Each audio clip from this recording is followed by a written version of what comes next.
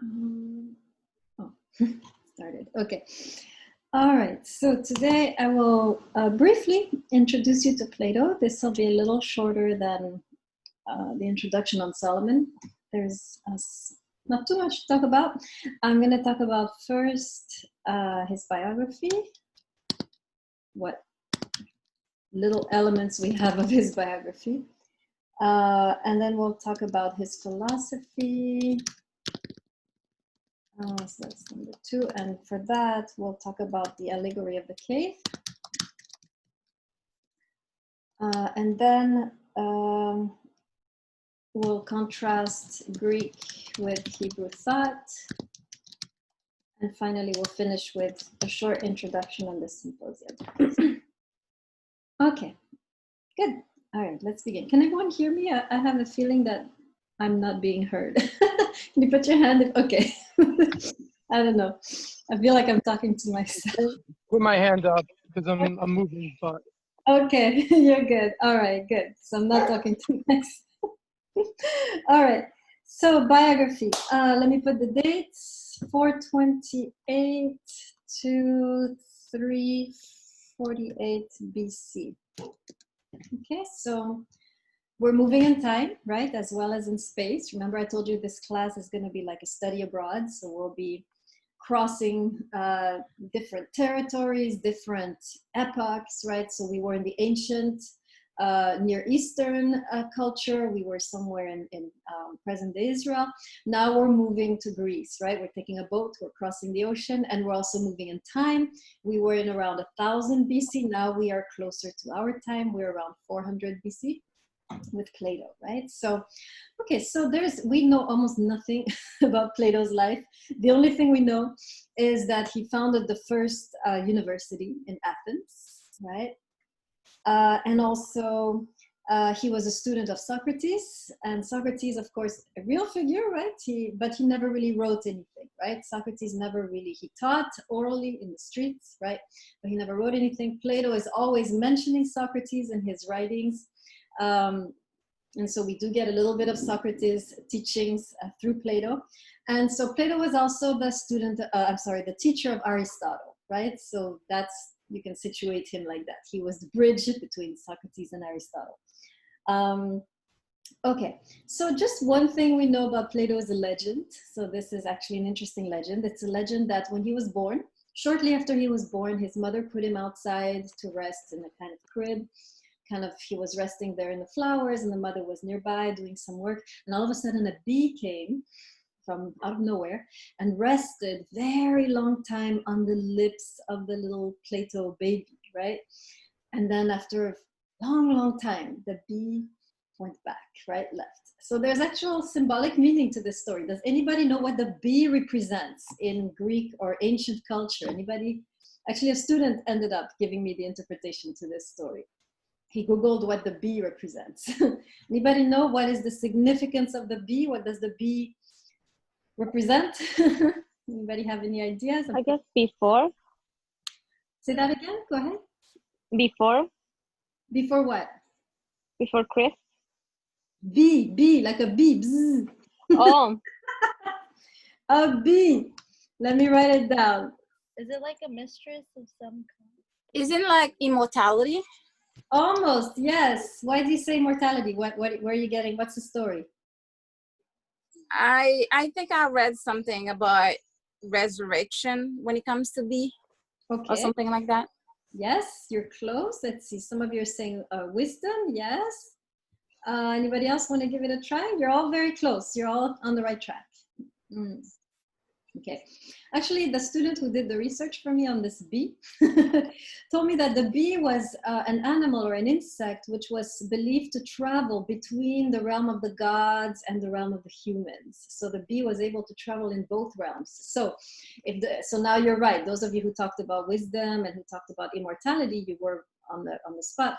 The bee comes from the world of the gods, right? Sits on the lips, meaning it transmits something to Plato from that dimension, right? So the meaning of the story, as some of you already sensed it, is that Plato received some kind of divine knowledge, divine wisdom, which he kind of was transmitted to him as a child through the bee, which is right, flying between the two realms. And that's why we have such a powerful philosophy. And when you do study Plato, you do have a sense that he is kind of inspired from a divine knowledge, because he is talking actually about that realm, right? He's one of the, during his time at least, he's one of the rare philosophers who is actually trying to describe what we will call the metaphysical dimension. Right, we have the physical dimension, which is our world, right? The five senses. This is the physical dimension, is what we see, we touch, we taste, right? But Plato actually seems to have had some kind of intuition of a metaphysical, right? I think I told you, meta means, anybody remember what meta means in Greek? See if you can review your Greek classics.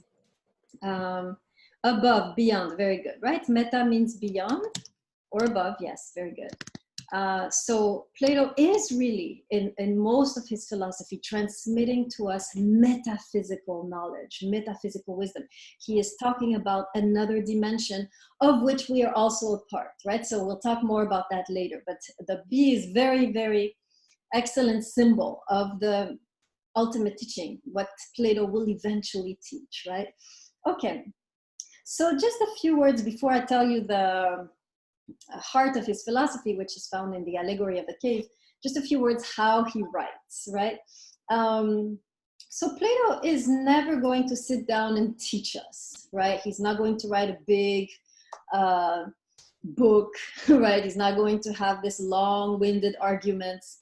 Plato is very relaxed. He gets together with some friends and they start to talk about a topic, and then they go deeper and deeper, and Plato pretty much is putting together these dialogues in his head, or maybe they happen in real, right? Where friends are talking together and they stumble upon truths together, or they explore certain meanings together. So all of Plato's writings, except maybe the Republic, which, although even the Republic, right, are in form of dialogues, right? So he's always, there's always a group of friends get together and one of them has a question, and then they delve into it while drinking some wine under some, fig leaves, and this is kind of the setting. We're not yet in the Western, academic setting where everybody's, with a tie, right? We're still in the relaxed Greece, right? Everybody's drinking some wine, sitting under fig leaves and philosophizing until the night, right?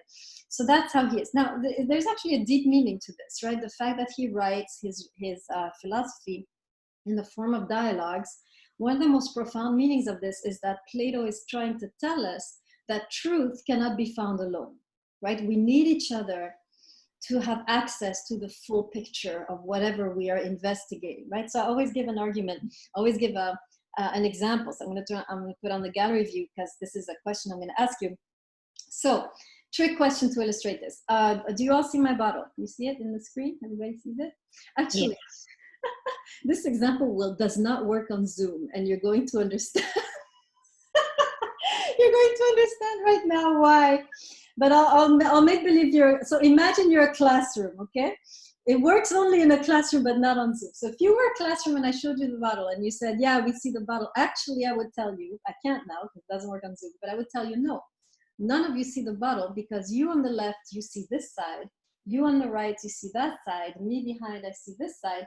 It is only together that we see all of the bottle, right? Do you see how it doesn't work on Zoom? You're all seeing exactly the same thing, right? Because we're on the same, except me, I'm behind. So I guess together, you and we can see, I see the back, you see the front, so it kind of works on Zoom, right? But that's the idea, right? Just like together, we need all of each other to see all the different facets of the bottle. Is the same with anything you're investigating, whether it's love or wisdom or truth or some kind of scientific formula. We need each other, right? So yes, Bello, in a way it's based off perception, because what is wisdom? Wisdom is investigating what is life, right? And we all have different perspectives on life. Now, it's not just physical perception, right? We can have also a mental perception or spiritual perception, but we still need these different perspectives in order to have the full picture. One of the main problems in Western thought, whether it's theological, philosophical, scientific thought, is that we have only had one perspective so far, right? We have, let me give the example, for example, there's two main examples I give. I give the example of, especially in theology, this works, but also in philosophy. I'll start with philosophy. If you go to philosophy department, such as ours, right? You're going to study, the required classes are Plato, Aristotle, medieval thought, some Leibniz, Spinoza. What do these philosophers have in common? Apart from the fact that they're dead. Anybody notice that all these philosophers have something in common? The required philosophers for our if you want to get a major in philosophy, Plato, Aristotle, some medieval philosophers, Leibniz, Spinoza, Descartes. Anybody see what these guys have in common? No? Come on now. Yes, Hakimian. Number one, they're men. Number two, where are these men from? They're Western, right? So we are in a philosophy department, which is, philosophy means wisdom, right? The love of wisdom. And yet we are only studying not only men, but we're studying men from Europe. Literally, there's not even in our curriculum, American, right? Philosophy. These are all men from, now tell me, what kind of wisdom are we going to gain from studying with only one narrow perspective? Number one, the male perspective, which is taking off already 50%, which is the female. And number two, we are getting the idea that philosophy or wisdom can only be Western. When if you really do have if you sit down and observe, you will notice there is a lot more philosophy going on in the world. There is African philosophy, Eastern philosophy, there's Latin American philosophy, there's, right? Muslim, Jewish, right, philosophy. We're not studying these, right? So you can see already the flaw in the education system, right? We are only studying one perspective on wisdom, one perspective on what it means to be human, one perspective on how we ought to live, right? This is a huge blind spot. And you see this across the board. You see this in theology. This is where it has caused the most damage, right? Because we had, just a few centuries ago, we had people reading the Bible and justifying slavery, right? If you saw the movie, what was his name? Nat Turner, is that it? Am I making a mistake? Can somebody confirm that movie? Or the name of that guy? Please, somebody help me. Does he make, somebody please, Nat Turner, does it sound familiar? No? Okay. It's not Turner about the slave rebellion or something like Yes, that? thank you. Okay, so I'm talking about the right person. I lose names and dates, right? So yes, so this is a guy who was hired to be a preacher for the slaves, and he was forced to preach, right? Submit to your masters, these very famous passages. So you could go to the Bible and actually see there a message which would support slavery, right? So as long as the Bible was being read by the slave masters and interpreted by the slave master, you would see that. It's only, thank you, Paul, The Birth of a Nation with Nat Turner, yes. It's only after you had more African Americans reading the Bible that we started to see a whole different perspective on the biblical message, right? Far from supporting slavery, the overall message of the Bible is redemption, right? Freedom from slavery, right? So, but we couldn't see that as long as we had a narrow readership, a narrow group of interpreters. The same with women, right? For many, many centuries, woman was told, you can't study, you can't teach, you can't, do this, you can't do that in the name of the Bible, right? So it took female interpreters to broaden, right, the perspective. So we have this in medicine, you have this, right? We have the way we practice medicine today is highly problematic because we are dealing with disease like it's a war to be fought, right? And many, many times when we're fighting a war, there's collateral damage, right? Any type of medication you take, any type of operation you undergo, collateral damage, right? Your body will suffer. Why can't, right? This is a very narrow view, right, of medicine as a war activity. Why couldn't we, right? Is there not another way to practice medicine, right? Is there not reason to believe that perhaps the Eastern approach, which is a more holistic approach, might offer a little bit of perspective, right? So this is really what Plato is telling us, right? As long as there's only one ethnicity, one gender, one race doing the thinking, we cannot reach civilization, right?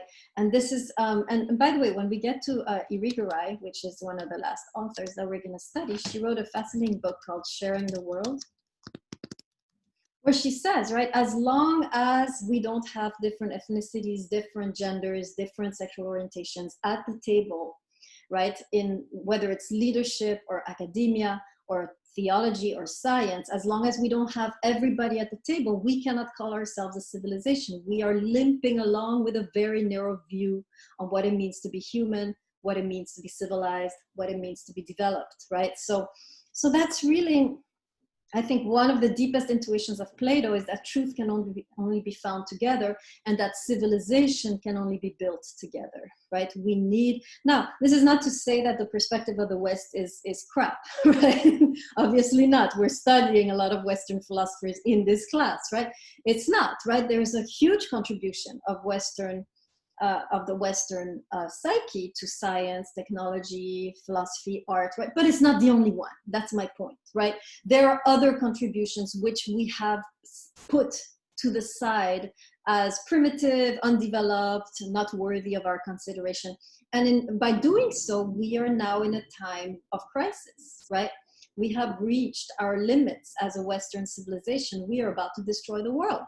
Clearly, we need to ally ourselves with different perspectives, or even adopt a whole new perspective. Okay, that was my sermon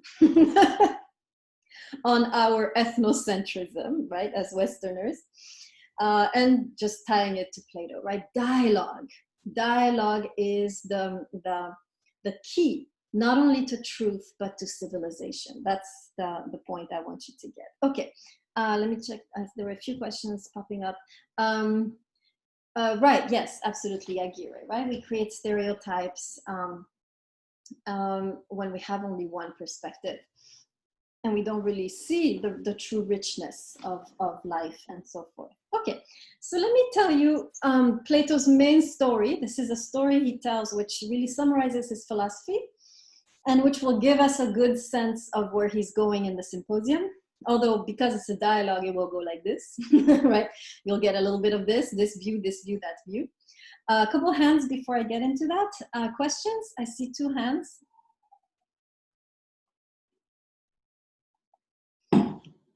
Yes, whoever has your hand up, please ask your question. Isn't it still like the point of view that I actually don't understand is that why did they let it happen? Like, until now, we are still doing it. We still studying people from one side of the story. So why it hasn't changed since? Like, how can that be happening? And then I understand, like, a lot of things are happening and people still let it happen. I get it. But this is education. This is educational. Like, it's for everybody. So technically it should be universal. Yeah. So why? Yeah, I absolutely agree. I mean, they've opened up in universities like women's studies, Africana studies, but this is not something that we all study, right? This is the problem with making little sections like this. This is what I disagree with. Africana studies over here in a corner, women's studies over there in a corner. You have a handful of women, a handful of Blacks studying, and the mainstream doesn't get educated and informed and broadened, right? And so I agree with you that at least in education, we should be, diversifying ourselves, but I'm not seeing it yet. I mean, let's put it this way, at least you have the option if you want. You can study these other things, right? It's like a hurricane outside, right? But I agree with you that it should be mainstream. We should be if like a philosophy program should have these diverse views, a theology program likewise, and we don't have that. We're not there yet, and it's I don't know why. I really don't know why. Yeah, I really can't answer that question. It's a mystery to me that at least in academia, we should be doing this.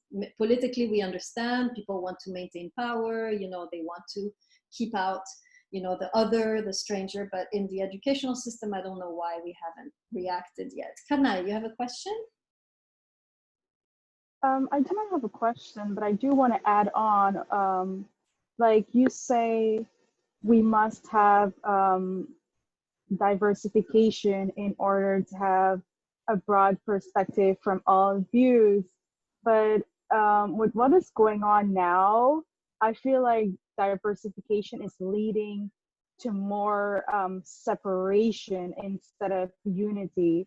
Like I saw a video today where during the protesting, an African American man, he was saying that there's this word that's going around that Caucasians are now being called Karen, as in the Black version, it's a nigger.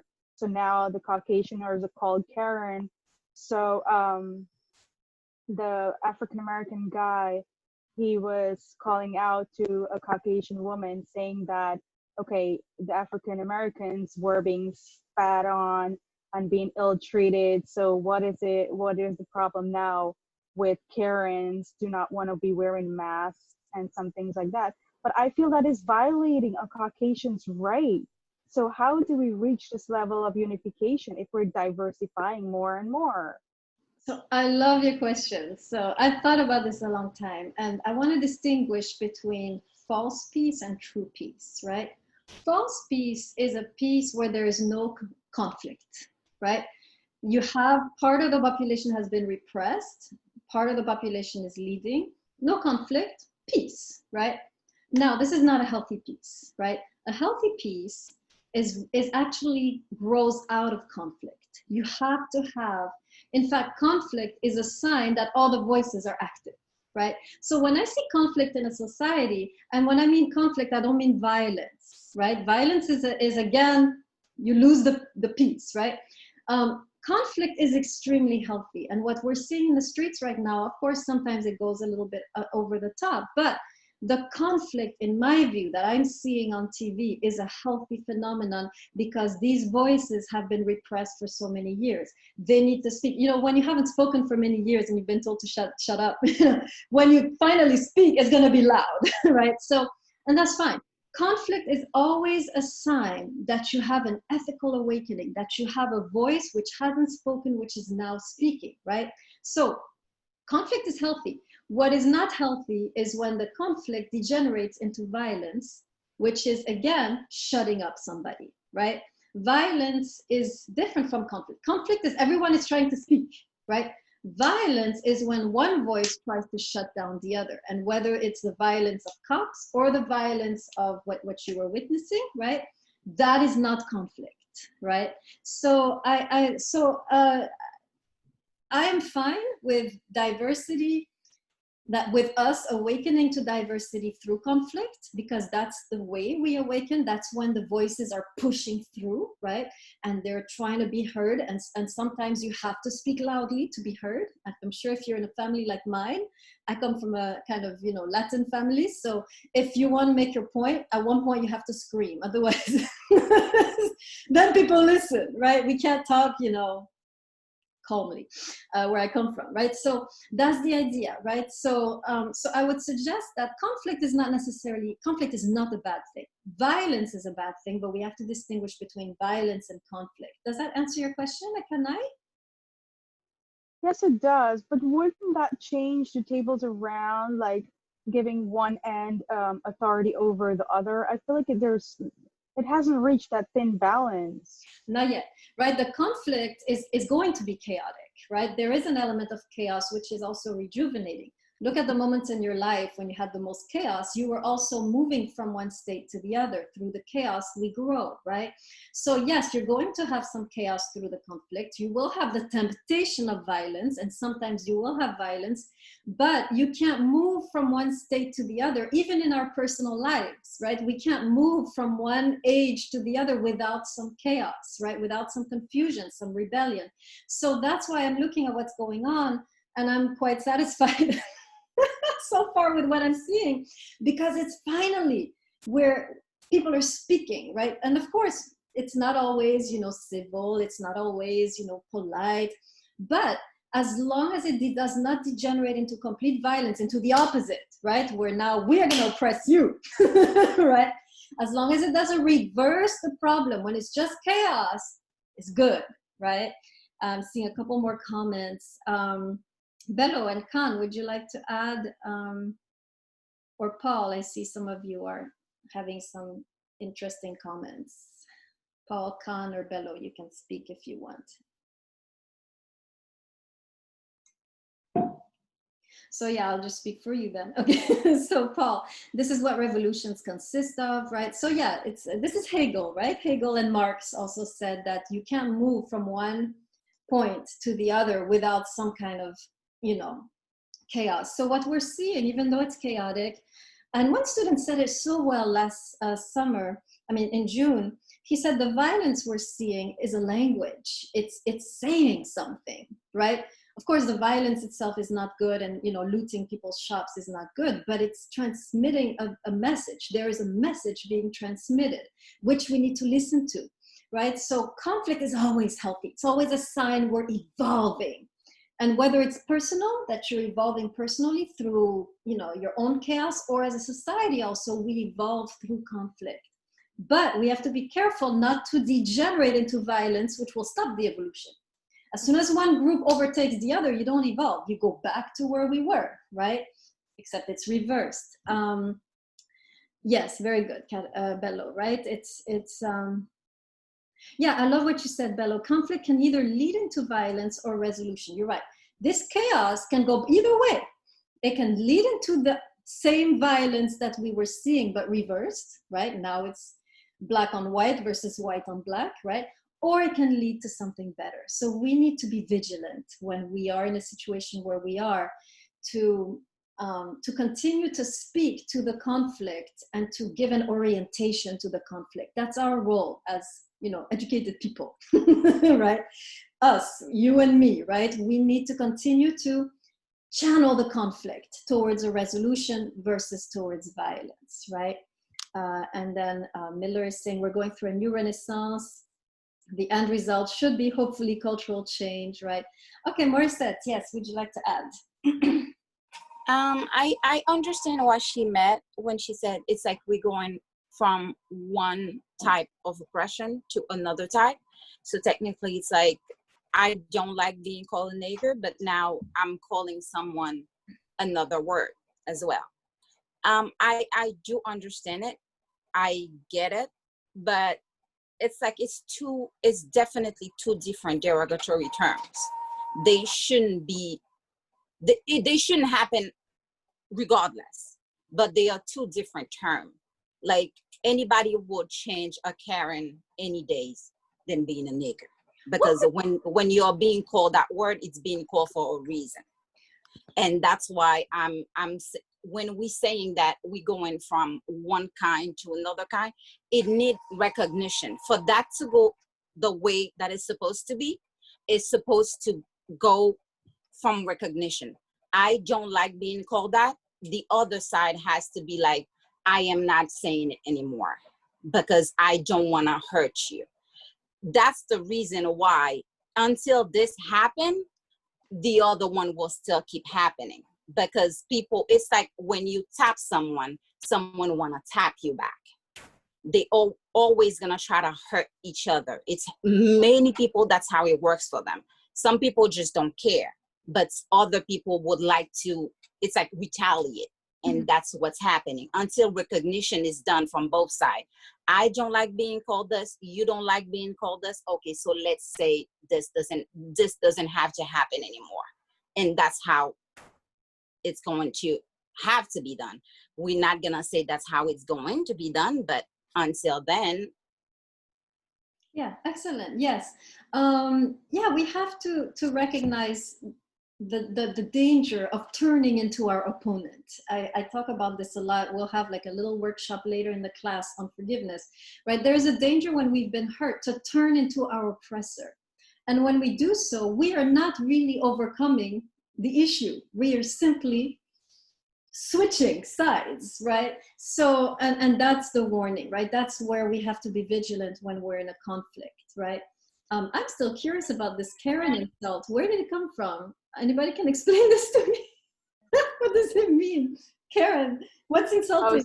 So I'm a first responder, so I'm out there. I witness it all the time, and I'm very against it because a lot of people are putting lives in danger protesting for lives, which makes no sense to me.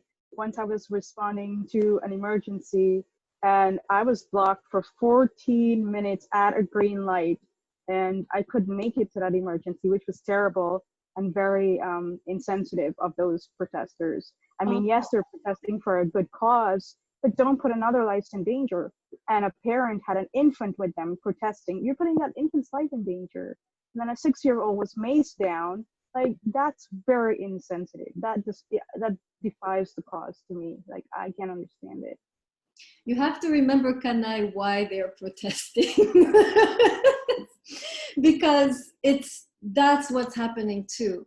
There is such a powerful urge to stop what has been going on, right? That even you bring your kids, you don't care even that your life is in danger, because there is such a culture, you know, that we're becoming aware of more and more, of racism and violence, right, in the police force. So you have to try to remember why, right?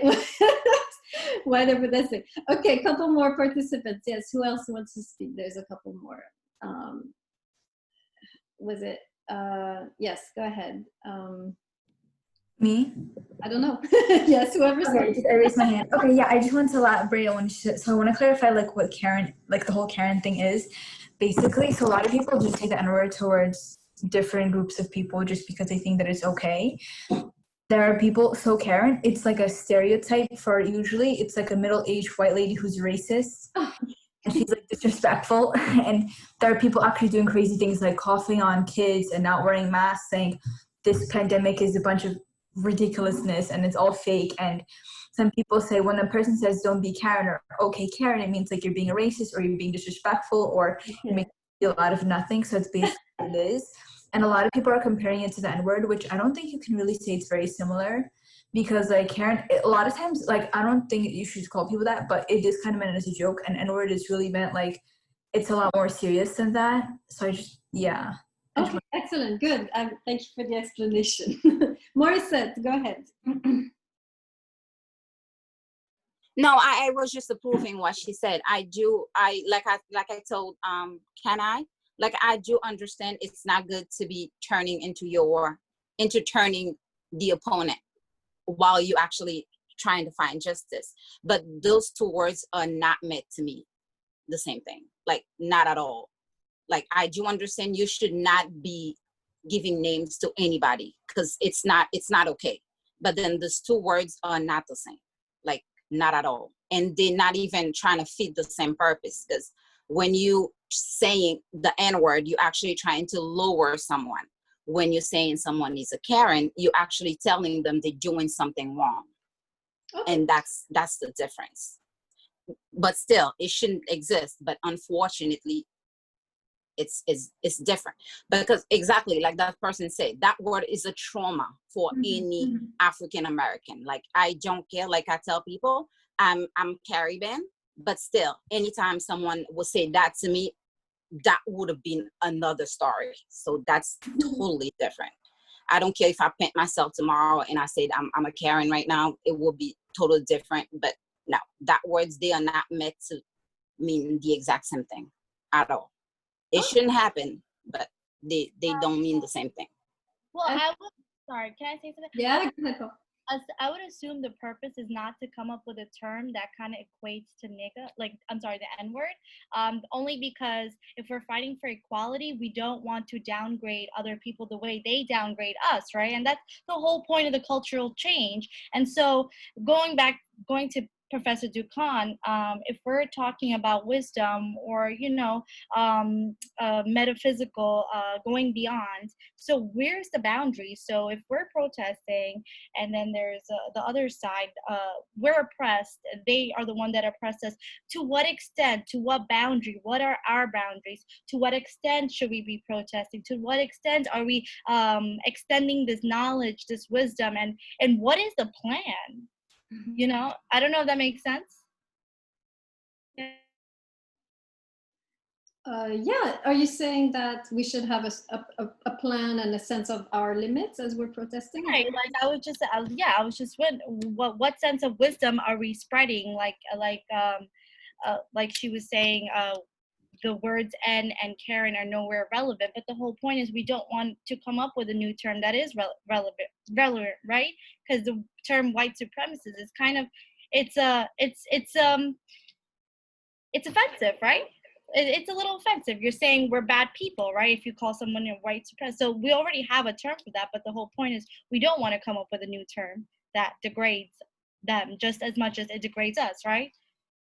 Yeah, very good. Yes, it is always the danger when you're responding to oppression is to start to reflect it.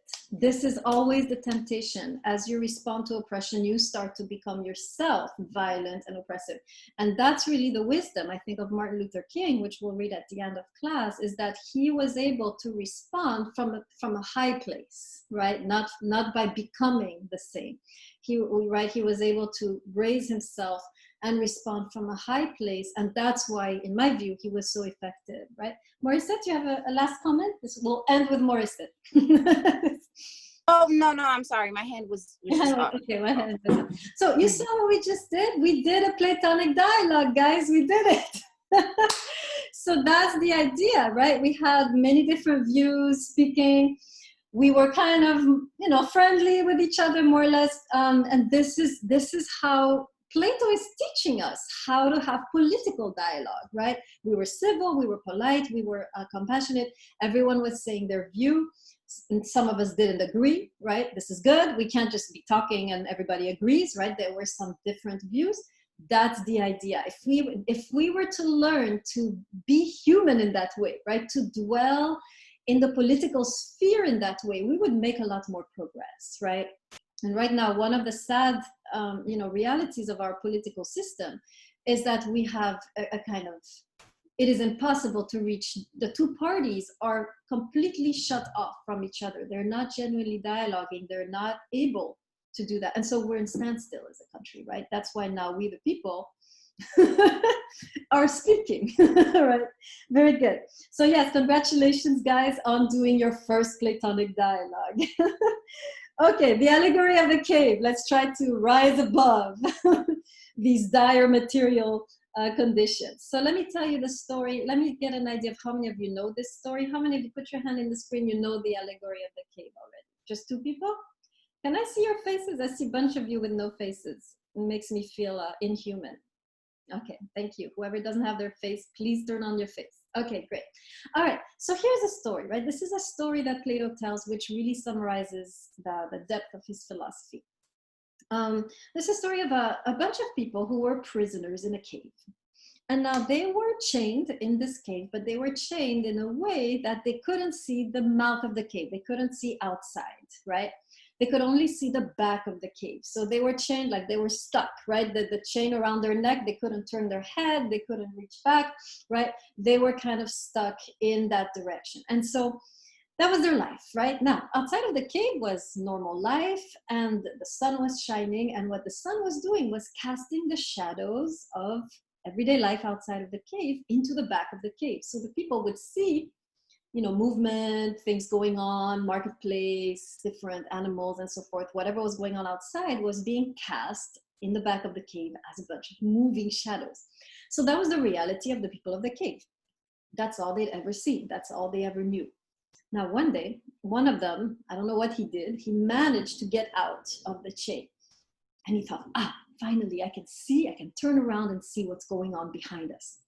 And so he turns around, but then of course the light is so powerful that it destroys his eyes. He's in so much pain, but he says, I'm still gonna try. So he kind of crawls, gradually gets out, gradually opens his eyes, gets accustomed, and sees what he realizes is the true reality. And now he realizes all we've ever seen in the cave are shadows. They're not the real reality. We've been in a kind of shadow world, or like the movie The Matrix, right? Matrix is very philosophical. We've been in the Matrix. We haven't seen the true reality. And so he rushes back in and he tries to tell, the people there, come on, let me untie you, let me unchain you, let's go and see true reality. And the people are like, what's wrong with you? Sit down, I'm trying to watch the shadows here. Move, I can't see, right? So they kind of reject him. And I don't know how the story ends. I don't know if they kill him or chain him back or he escapes. I forgot the end of the story, but it's tragic for the people in the cave who refuse to find freedom, right? Okay. So that's the story. Now, does anybody know the meaning of this story? What is Plato trying to tell us by this story? Who are the people in the cave, first of all? And what is the cave? Can anybody tell me? Who are the people in the cave and what is the cave?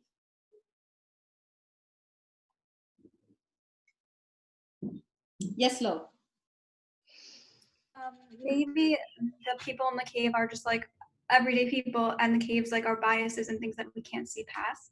Okay, you're so close. You're so close. Yes. Anybody else want to give it a try?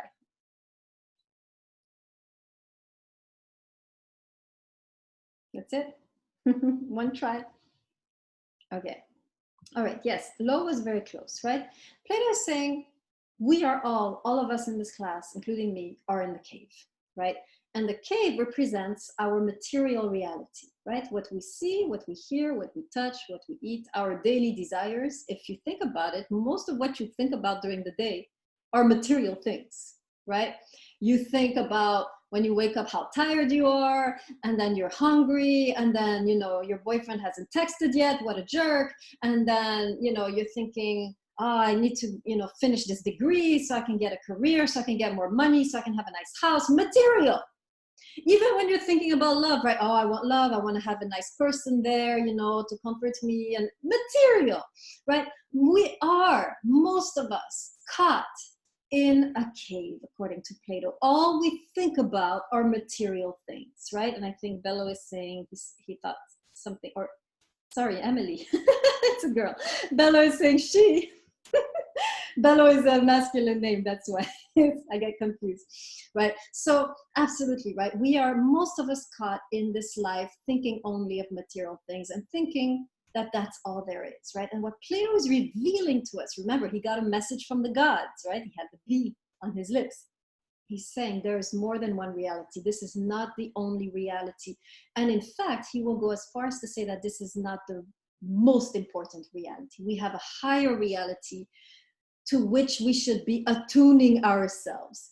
And this higher reality is what Plato calls the ideal world. So let me write this down. So you have the material world and the ideal world. And so let me talk a little bit the difference between the two. The material world is how things are, right? What you see, the visible, right? The ideal world is how things ought to be, should be, what is not yet. Okay, so let me give you an example, right?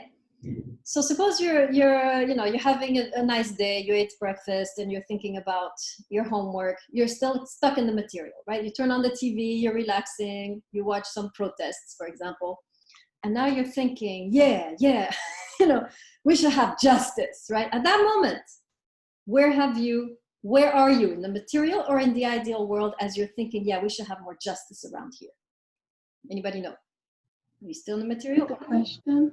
Yes, go ahead. Whoever you are. No, I asked if you could repeat the question. Oh, sorry.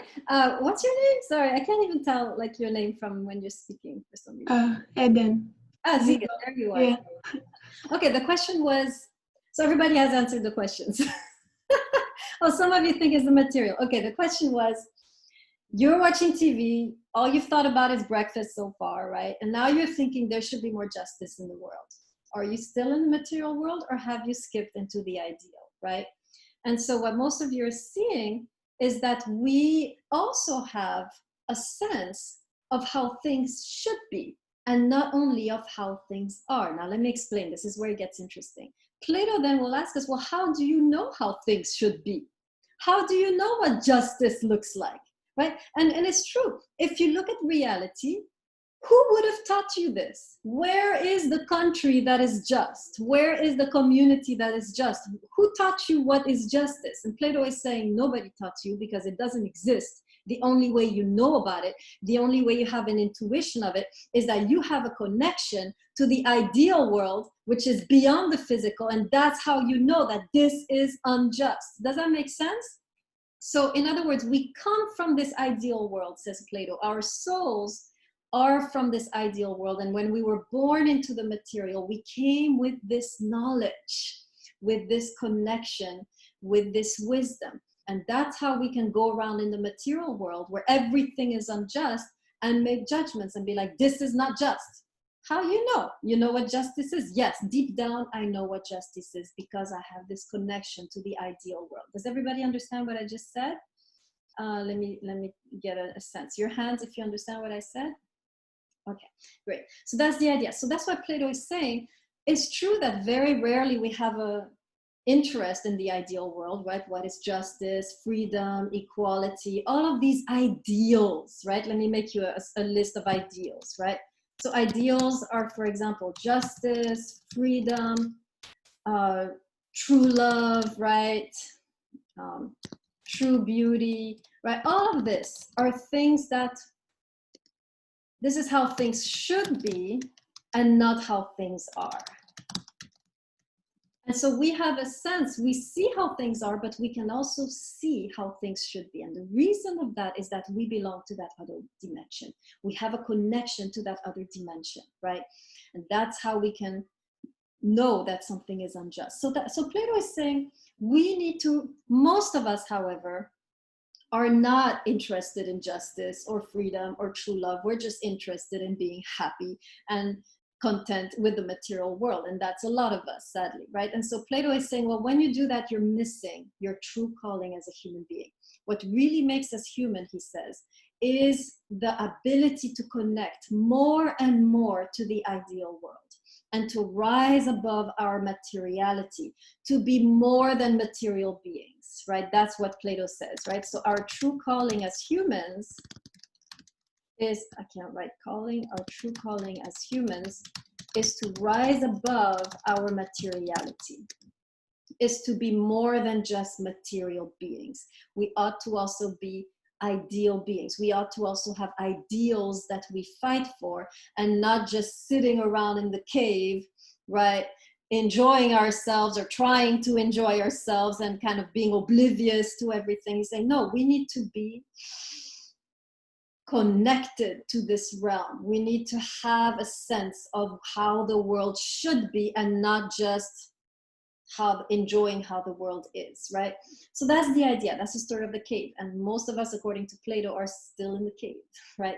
So notice, trying to see how much time I have. Yeah, a minute. So notice how Plato, now this is an important shift in Platonic thought that makes us leave behind a bit of the Hebrew thought. Because for Plato, the goal is to rise above our materiality, right? In order to reach the ideal.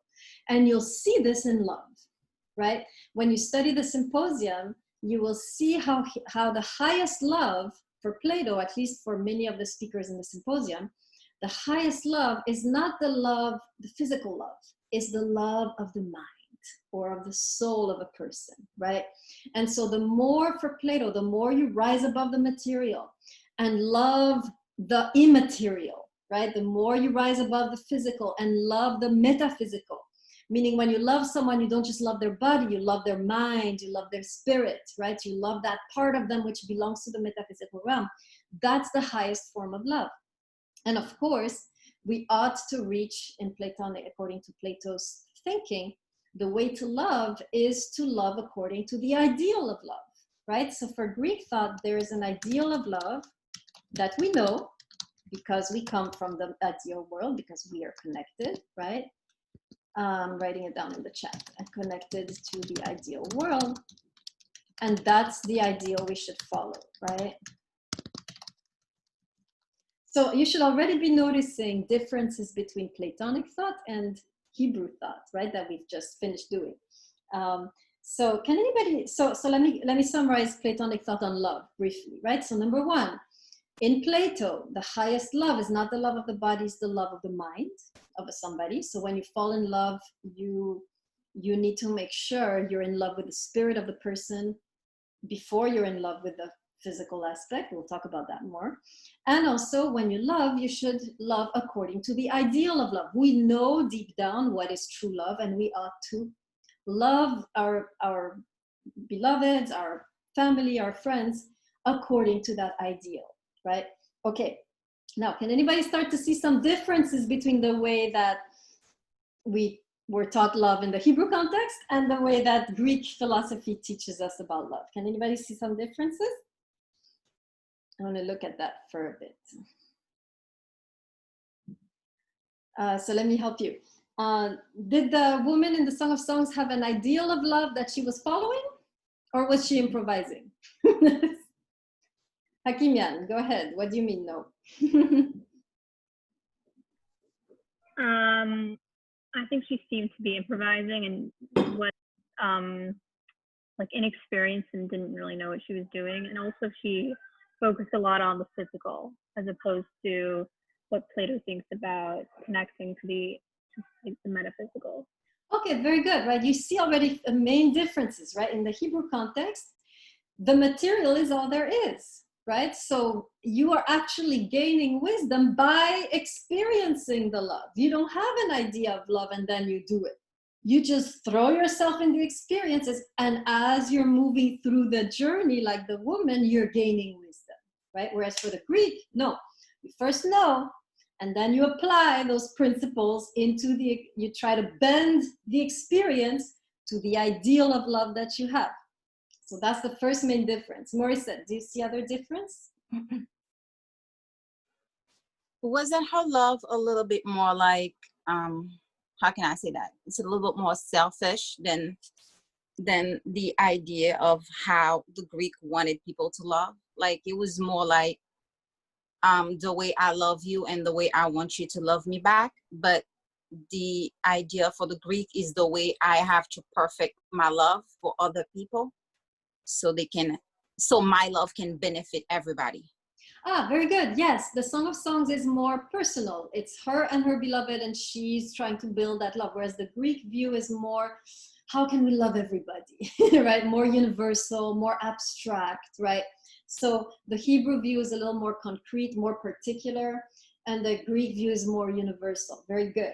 Another difference is the idea of the body being the place of wisdom, whereas for the Greek, you have to leave the body to find wisdom, right? So let's write a few of those differences down. So the Hebrew, we have Hebrew versus Greek, right? I'm gonna write a few down. So first of all, we have the body is so for the Hebrew, right? I'm gonna write a few things for the Hebrew. So for the Hebrew, you have the body is, or the experience is the source of wisdom.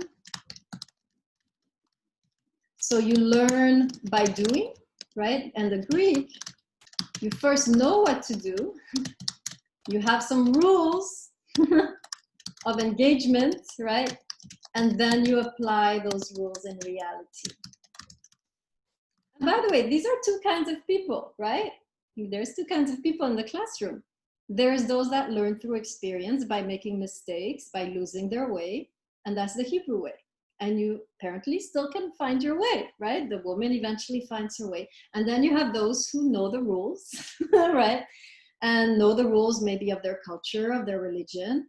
And they have the sense of what the ideal courtship or marriage or, looks like. And they apply those rules. And you can still also find your way like that too, right? These are just two approaches, right? The messy one and the more, polished one, right? But the beauty with the Song of Songs, right, is that if you are in the chaos, you can still find your way back, right, to true love. So two different paths, right? We saw also that for the Hebrew, you have the body is a place of wisdom, whereas for the Greek, right, it's the mind is the place of wisdom. So the Hebrews learn through experience, and the Greeks learn through they think it through, right? They figure out what is the best way to love. Let's calculate this. And then once they have a clear view of how to make a relationship work, boom, we're going to follow those rules and principles. And this is what most cultures have done, right? A lot of cultures follow the Greek path of figuring things out, right? And then we apply these rules. Good. So that's one of the main differences, right? Between the two cultures. So now I'm just showing you the transition, right? Okay. Let's conclude. I'll say a few words about the symposium and we'll call it a day. Symposium actually is a terrible title. The real Greek title is closer to like a party, the party. And more specifically, the drinking party. That's really what symposium sounds academic, like they're all sitting there with ties, you know, reading a paper. It's not the real meaning of the Greek word, right? Real meaning is like party or, you know, hang out. Okay, so you'll see that in the party, it's you have a bunch of people there and they're getting drunk, and all of a sudden one has a great idea. We're going to talk about love, and then you have all these different discourses on love. You have a doctor is going to talk to us, we'll have a politician, and eventually we'll have Socrates, who will bring us actually the wisdom of a woman, right? So all of the people in the party are men, but Socrates is actually going to open up a dimension. He's going to bring this kind of alternative wisdom into the dialogue, and we're going to study that also.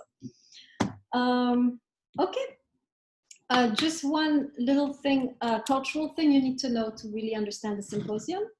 This is very different from our culture, so some of you will be a little bit appalled.